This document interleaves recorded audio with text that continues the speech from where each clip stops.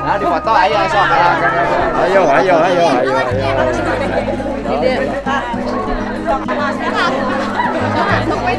Ya, mudah-mudahan lah Kang Deddy supaya jantan Gubernur Jawa Barat. Amin. Supaya tiasa ngamakmurkeun masyarakat Amin. Jawa Barat. Baik lah, pokoknya mah nomor hiji.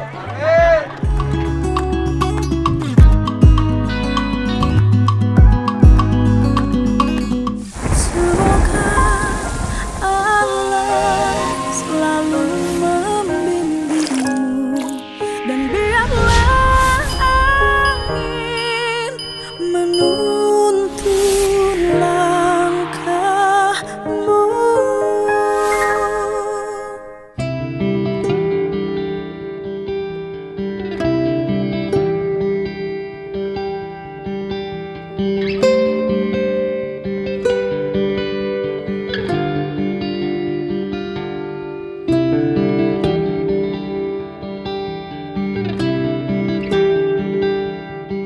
Kedatangan Pak Deddy ini tidak sendiri, tapi beliau datang bersama dengan 4 orang. Nanti kita jelaskan 4 orang ini adalah 4 orang saksi yang pernah diperiksa di Polda Jawa Barat dan juga pernah menjadi saksi dalam perkara Vina pada 2016 yang lalu. Selain 4 orang ini, kami juga kedatangan bersama dengan Kang Deddy 5 keluarga korban, keluarga daripada yang terpidana yang dituduh melakukan perbuatan pembunuhan sebagai pelaku pembunuhan Vina, yaitu diantaranya orang tua daripada apa? Eko, Jaya, Supriyanto, terus Eka Sandi, terus sama Hadi Saputra. Jadi ini keluarganya ini. Nah, bersama Kang Deddy mereka datang sini mengadukan bahwa menurut keterangan daripada orang tua yang 5 orang ya, berarti ya 5 orang ini, sesungguhnya mereka ini tidak pernah melakukan perbuatan yang sudah dijatuhkan hukuman kepada mereka. Tetapi mereka dulu terpaksa mengakui dalam berita acaranya karena ada penekanan, penyiksaan terhadap mereka sehingga terpaksa mengaku. Itu cerita yang kami dapatkan dari keluarga orang tua daripada 5 orang tersebut. Di samping itu ada 4 orang di sini saksi. Yang 4 orang ini adalah satu bernama Okta ya, mana Okta? Berdiri. Okta, ya. Kemudian saudara Teguh. Nah, ini Teguh. Kemudian saudara Pramuji, ya, Pramudia. Ya. Kemudian Ahmad Saifuddin. Nah, 2 diantaranya ini pada waktu 2016 dulu itu adalah pernah menerangkan hal-hal yang sesungguhnya tidak sesuai dengan yang fakta yang sebenarnya. Tapi 2 diantaranya tetap konsisten dengan apa yang sebenarnya, yaitu adalah saudara Okta dan saudara Saifuddin. Ini konsisten 2 orang ini. Sedangkan yang Pramudia dan Teguh datang ke kami dan tadi bertemu di atas menceritakan bahwa sesungguhnya apa yang saya ceritakan yang dulu itu tidak benar dan bermaksud untuk mencabut semua keterangan mereka dan akan menyatakan yang sebenarnya. Sebelum Kang Deddy akan bercerita, saya jelaskan dulu bahwa dalam rangkaian peristiwa pembunuhan yang dulu dilakukan ini ada satu alibi yang sebenarnya mereka ajukan, di mana pada jam yang sama pada tanggal 27 Agustus 2016 sesungguhnya mereka adalah tidur di rumahnya Pak Lurah, Pak RT, Pak Parsen namanya, di rumah anaknya. di rumah anaknya, ya, di rumah anaknya Pak RT. Pak RT-nya ada di sampingnya, Betul. di sampingnya. Nah, jadi coba bayangkan, lebih kurang di antara jam-jam tersebut, jam 9 sampai jam 10, jam 12, itu mereka-mereka ini katanya mulanya dari awal, dari sore, dari maghrib, mereka pergi dulu ke rumah, ke warungnya Ibu Nining. Dari rumahnya Ibu Nining, mereka pergi ke rumahnya bapaknya Hadi, rumah Hadi. Dari rumahnya Hadi, lebih kurang jam 9, jam 10, mereka pergi ke rumahnya anaknya Pak RT. Dan tidur sampai pagi. Jadi artinya, peristiwa yang dituduhkan kepada mereka itu, yang terjadi di jam-jam yang sama, lebih kurang dari jam 10, jam 9, 10 sampai jam 12 itu, di hari yang sama, tanggal 27 Agustus 2016 itu, mereka itu berada di rumah RT. Di rumah anaknya ketua RT. Sehingga kalau ini benar, maka berarti peristiwa mereka melakukan pembunuhan itu adalah pasti tidak benar. Mereka mengatakan, saya tanya kepada Pramudia, coba jawab, kenapa saudara Pramudia dulu kamu mengatakan bahwa kamu sebenarnya tidak benar ada di rumah itu, di rumah RT, gitu ya? Nah, sekarang dia bilang sesungguhnya juga benar, dia ada katanya. Coba jelaskan dulu. Ya. Saya berkata yang sejujurnya, lalu itu diralat oleh polisi. Bilangnya kamu bilang tidur di situ, tapi Pak RT sama anaknya tidak mengakui bahwa anak-anak tidur di situ. Nah, maka dari itu saya merasa takut sendiri. Maka dibantulah diubah BAP seolah-olah saya tidur tidak di rumah Pak RT. Seperti itu ceritanya. Nah, itu waktu berita acara di polisi. Ketika kamu diperiksa di pengadilan, apa yang kamu sampaikan? Waktu di pengadilan saya berbicara jujur seadanya. Saya bilang tidur di situ. Waktu kamu tidur di situ, melihat nggak yang 5 orang ini yang sedang dipenjara sekarang itu ada di situ juga tidur? Melihat ya? Melihat. Baik, setelah itu, kemarin katanya kamu harus diperiksa lagi. Diperiksa. Tanggal berapa itu? Tanggal 4 apa? Juni. Ya. Di mana kamu diperiksa? Di Polda. Di Polda. Kamu bilang apa yang sebenarnya di sana? Bilang sejujurnya juga. Apa itu? Ya bahwa saya tidur di situ tuh. Oh, jadi berita acara kamu di situ di BAP kemarin? Cuma bukan diralat sih, jadi kayak diomongin benar aja, kamu bilangnya tidur di situ, sedangkan Pak RT-nya tidak mengakui bahwa anak-anak tidur di situ, bilangnya gitu. Terus? Jadi kan saya ngerasa takut lagi gitu, Bang. Lagi? Emangnya kamu dipukul? Ya sekarang kan saya kan udah punya keluarga, udah kayak dulu lagi, Bang. Jadi saya takut. Jadi kamu mau apa jadinya? Ya saya bilangnya tidur di rumah lagi gitu. Jadi nggak di situ, nggak di tempat RT lagi katanya? Enggak. Oh. Jadi yang benar yang mana? Yang benar saya tidur di Pak RT. Oh, jadi bolak-balik nih. Makanya tadi saya marah sama kamu kan? Saya bilang kalau kamu berbohong, maka akan ada orang yang korban lebih jahat daripada penjahat sebenarnya kalau berbohong mengakibatkan orang lain masuk di penjara. Kan saya bilang tadi kan? Jadi saya nggak mau kalian ini berbohong. Nah, kalau kalian memang betul-betul memang malam itu ada di rumah RT, katakan itu kalian di rumah RT. Tapi kalau memang tidak, ya katakan kalian tidak di rumah itu. Kami berani mau bantu kalian kalau jujur. Kami juga tidak mau dijadikan alat. Kita harus benar-benar membela kebenaran.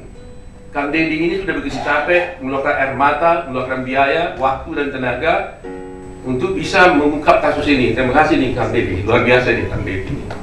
Ya, luar biasa.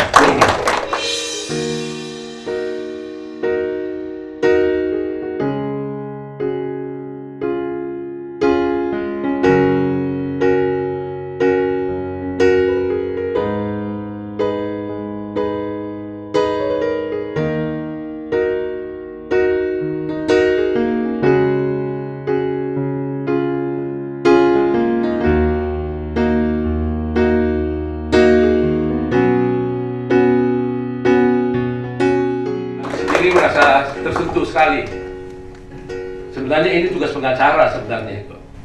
Ya, tapi Kang Dedi sudah mulainya, maka kami juga tergerak hatinya untuk bisa membantu ini. Itu tadi Pramudia. Kemudian satu lagi Teguh. Nah, apa yang terjadi dulu Teguh? Waktu dulu kamu di BAP zaman dulu 2016 kamu ngomong apa?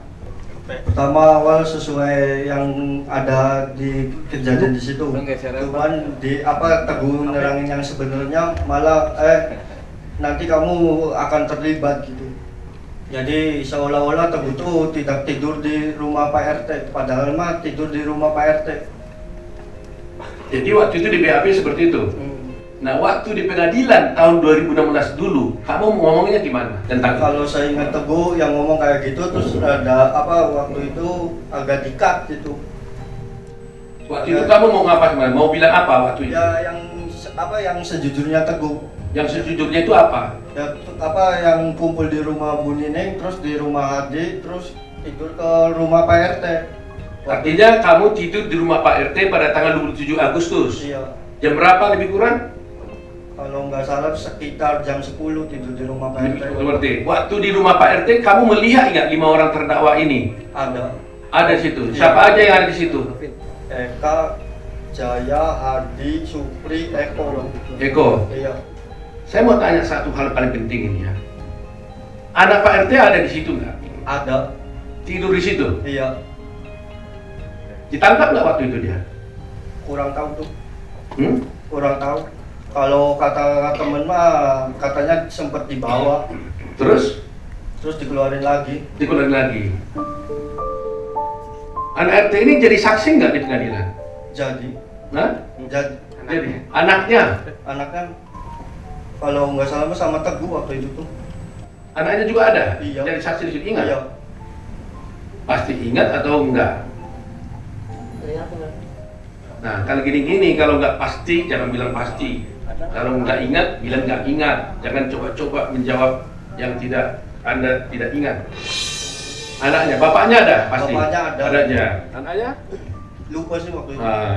Coba nanti kita cek di dalam berkas perkara ya. Ini contohnya seperti inilah, jangan coba-coba ini ya.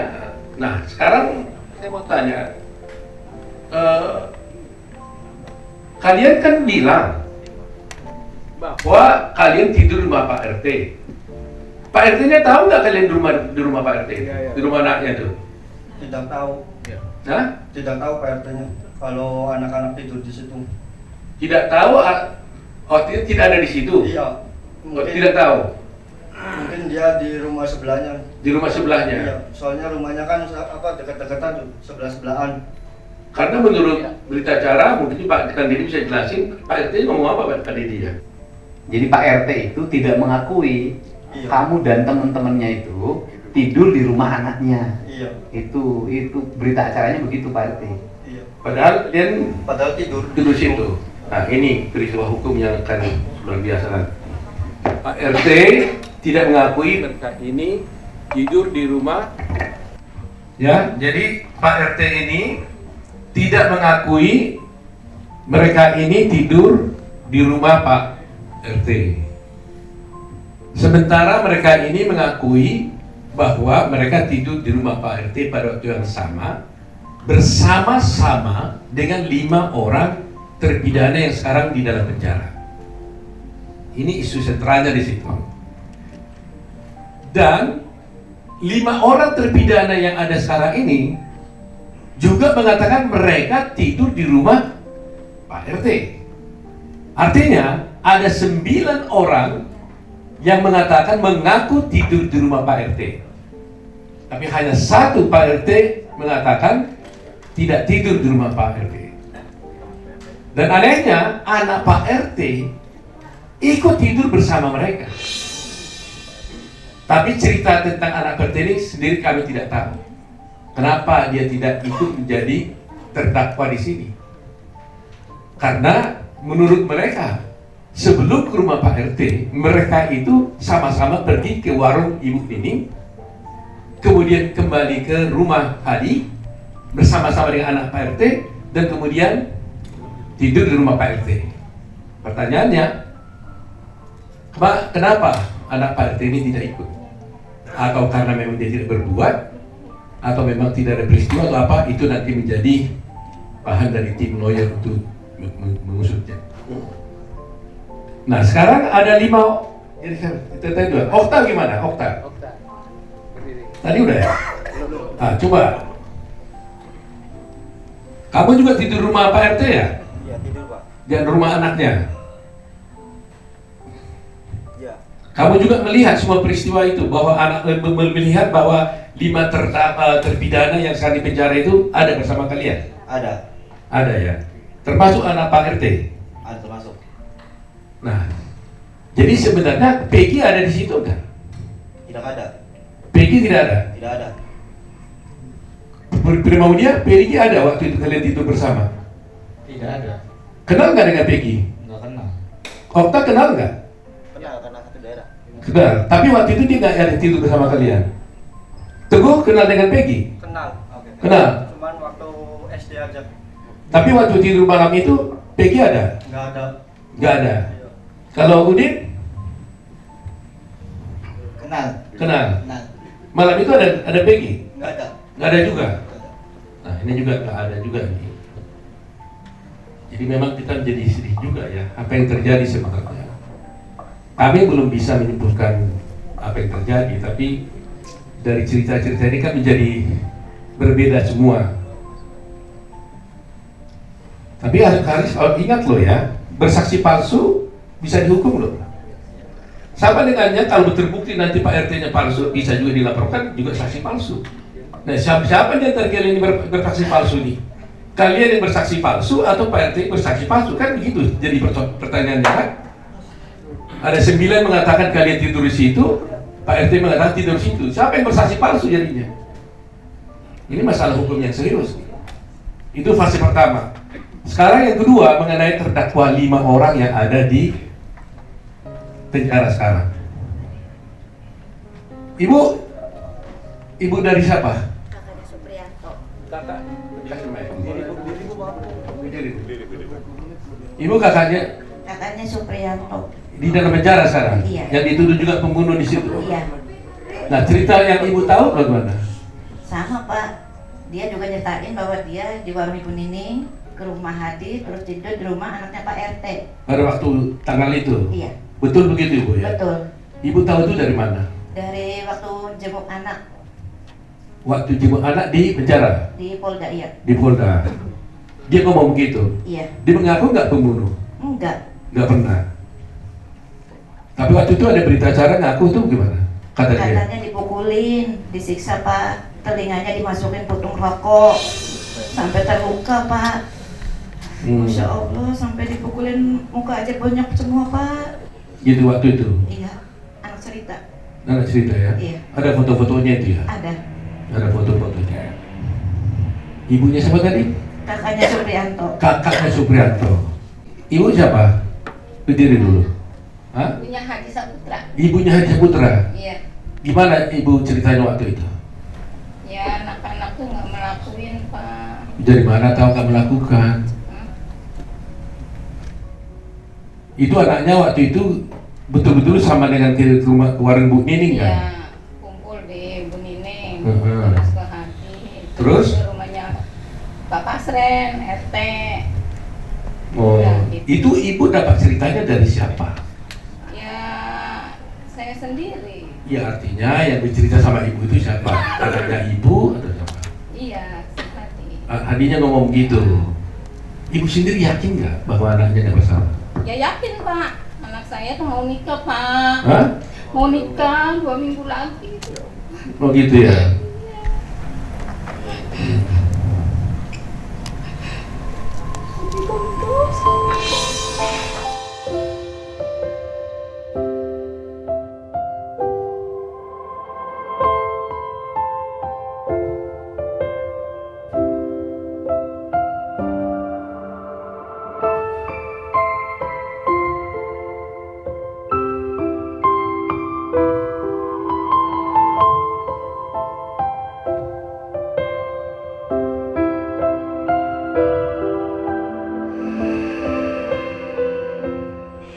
Jadi semua bilang begitu ya, bahwa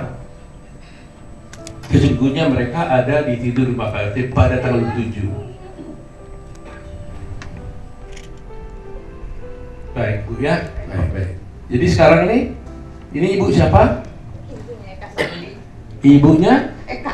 Eka. Bagaimana cerita ibu tentang itu? Paginya tuh saya tanya, Kak, kamu dari mana? Tidur di rumah Pak RT katanya.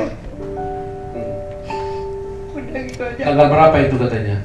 Malam Minggu. Malam Minggu, tanggal 27 Agustus itu, Iya. 2016 ya. Dia cerita juga nggak bahwa mereka bersama-sama Iya. ke rumahnya Warung Ning, itu ya. Ibu juga yakin ya Enggak. bahwa anaknya bersalah ya. Enggak. Jadi apa yang ibu rasakan selama ini kan dia udah penjara sekian tahun gitu. Apa? Kenapa dia mengaku pada waktu itu? Ya kan dia ngebelain adiknya. Hah? Bagaimana ceritanya? Biar adiknya biar keluar. Kan 2 anak saya. Siapa satu lagi?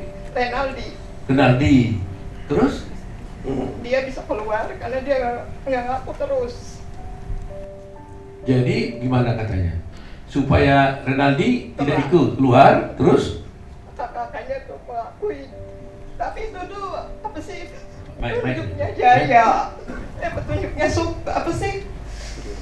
Firma. Sama sih Sudirman. Itu petunjuknya Sudirman. Katanya ini dibawa ini gitu. Jadi anaknya Ibu Renaldi Sama Eka Sandi. sama Eka nama anaknya. Nah, Eka mengatakan dia mengaku asal adiknya tidak keluar. Yang minta ngomong itu siapa? Aldinya ngomong. Bilang sama Saya. Kan dia kan keluar. Udah dibonyok-bonyok itu juga, Pak. yang bonyok-bonyokin siapa? Ya polisi, Pak. Polisi.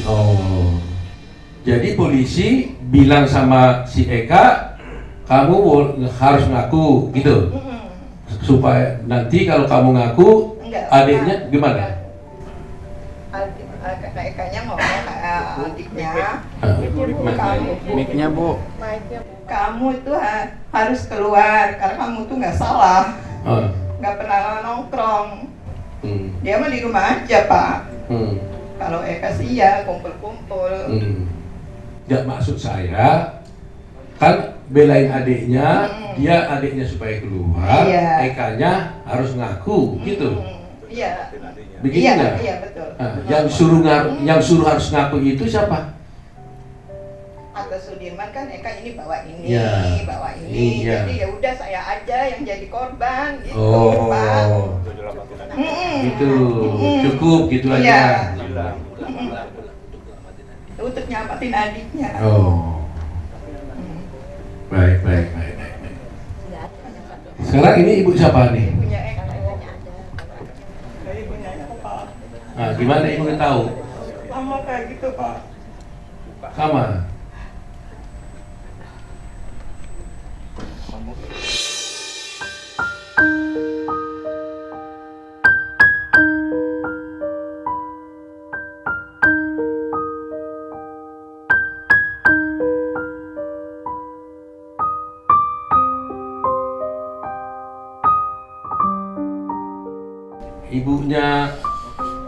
Ini ibunya Eko ya.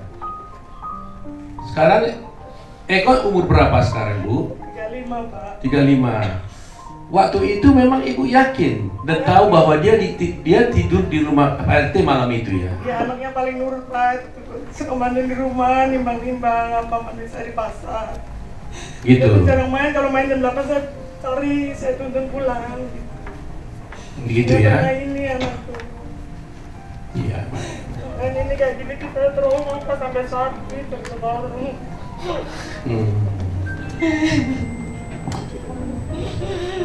Cuci darah siapa? Ini cuci darah. Cuci darah siapa? Ibunya sekarang cuci. Oh, ibunya cuci darah. Oh, aduh. Yang sampai jual rumah siapa? Ini. Ini jual rumah gara-gara apa? Buat pontang-panting ngurusin ini semua. Iya, Pak. Baik, ambil baiknya dulu ya. Jadi supaya masyarakat tahu kenapa ini menjadi isu penting, saya ulangi lagi ya, bahwa Vina dan Egy ya itu dinyatakan dibunuh dan diperkosa, yaitu sekitar jam 10 tanggal 27 Agustus 2016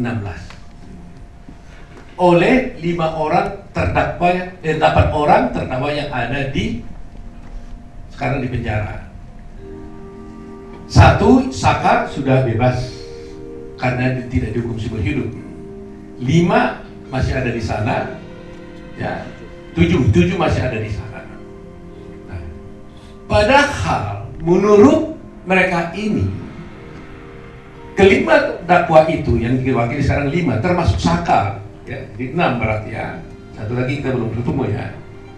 Itu mengatakan pada tanggal 27 Agustus tersebut jam 10-an itu mereka itu tidak berada di tempat kejadian di mana Egy dan Vina dibunuh.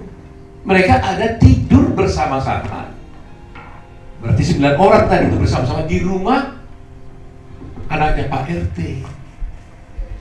Jadi kalau mereka ada di rumah Pak RT pada jam yang sama itu, bagaimana mereka bisa dituduh melakukan pembunuhan di tempat dibunuhnya si Egy dan Vina?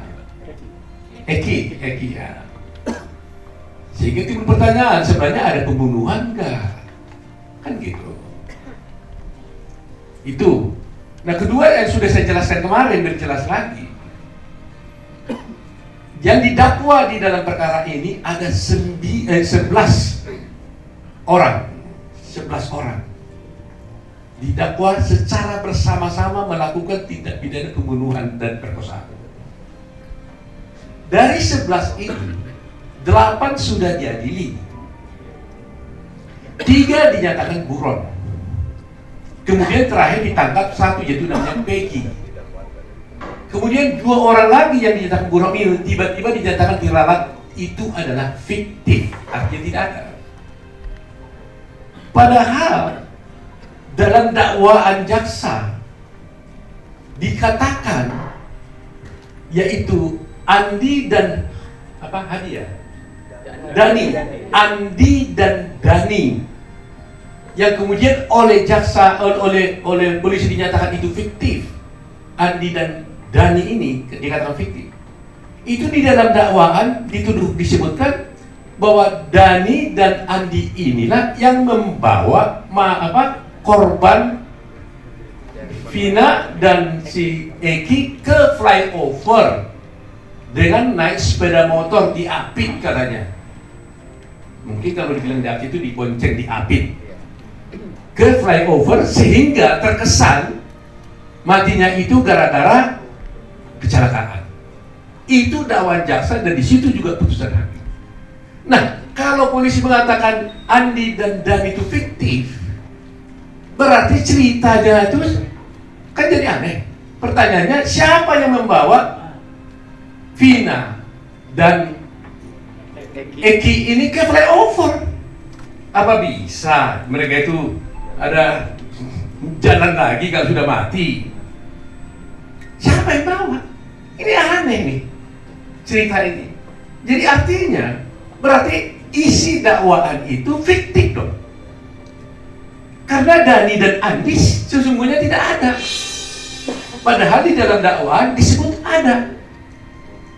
Termasuk mukul-mukul lagi itu orang itu. Ya kan? Kalau dakwaannya isinya fiktif, berarti tuntutannya juga fiktif juga. Otomatis akibatnya apa? Ya akibatnya putusan hakim jadi tidak benar. Karena di sana masih ada Dani dan Andi. Nah, ini buat kita masyarakat Indonesia harus memahaminya. Itu sebabnya kami Peradi terus terang prihatin. Mereka datang atas jasa bantu dari Pak Kang Dedi, datang di sini. Kang Dedi aja sudah berkomitmen dan berkorban banyak, apalagi kami. Oleh karena itu kami minta, kami tidak mau mengatakan membela, menyalahkan polisi, tidak begitu cara berpikir kami. Kami menginginkan sudah terlalu banyak kejadian-kejadian seperti ini. Termasuk Jessica Wongso, kasusnya sekali sudah lihat sampai masuk di Netflix. Saya melihat akhir-akhir ini, pameo di dalam hukum, waktu saya sekolah hukum pertama kali, sampai saya menjadi dosen mengajar, tapi guru besar, itu kita diajarkan pameo baik kepada semua sarjana hukum, termasuk yang kemudian menjadi hakim, jaksa, dan polisi. Lebih bagus membebaskan 1000 orang yang bersalah ketimbang menghukum 1 orang yang tidak bersalah. Itu pameo yang kita anut. Karena betapa sakitnya orang tidak bersalah harus dinyatakan bersalah. Itu pelanggaran hak asasi luar biasa. Coba pada semua penegak hukum yang ada, kalau itu terjadi kepada anak kita, kepada saudara kita, putri kita, bagaimana perasaan Anda? Saya tidak menuduh nih, tapi kalau betul-betul terjadi ini adalah salah, error, bukan itu orangnya. Sedih sekali. Inikah penegak hukum yang harus kita puja-puja itu? Nah, situlah tekad kami sekarang nih. Dan kami minta kalau boleh kepada Polri, karena ini masih ada penyidikan berlanjut, supaya penyidik-penyidik yang lama yang dulu menangani perkara ini jangan lagi ikut menangani perkara ini, supaya fair. Dan menurut cerita di dalam mereka ini, yang menangkap ini adalah ayah korban, polisi. Sebenarnya dia tidak boleh ikut di sini, konflik of interest nih. Seharusnya yang menangani adalah polisi yang lain, unit yang lain. Ini pun dia unit narkoba sebenarnya, tapi menangani perkara ini. Jadi sebenarnya gak tepat menurut saya. Seharusnya Polri menugaskan petugas yang lain. Jangan ayah korban, orang anaknya dibunuh, bapaknya yang mengusut. Pasti tidak objektif. Saya tidak menuduh dia bersalah dan sebagainya, tapi pasti secara emosional itu pasti tidak bisa objektif, tidak tepat. Jadi saya mohon kepada Kapolri untuk selanjutnya, meskipun Peggy bukan klien kami dan tidak dalam sini, tapi termasuk untuk mereka ini karena diperiksa sebagai saksi, kalau boleh, mohon yang memeriksa itu jangan lagi ada orang-orang yang dulu menjadi penyidik, supaya tidak terjadi konflik, supaya ada keterbukaan.